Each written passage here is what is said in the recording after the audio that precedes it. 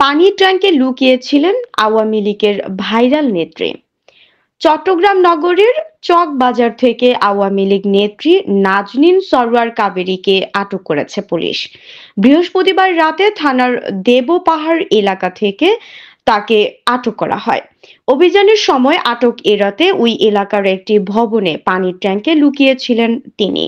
কাবেরী কক্সবাজার জেলা আওয়ামী লীগের সাবেক সাংগঠনিক সম্পাদক।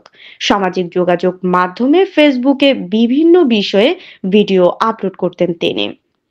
আলোচিত সমালোচিত এই নেত্রী ফেসবুকে ভাইরাল ছিলেন।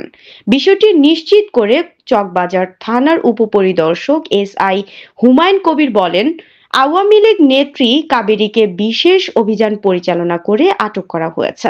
তিনি বর্তমানে চকবাজার থানা পুলিশের হেফাজতে রয়েছেন। উল্লেখ্য যে দ্বাদশ জাতীয় সংসদ নির্বাচনে কাবেরী কক্সবাজারের একাধিক আসন থেকে মনোনয়ন ফরম নিয়েছিলেন। তিনি কক্সবাজার ৩ আসনের সাবেক সংসদ সদস্য সাইমন সরওয়ার কমলের ছোট বোন।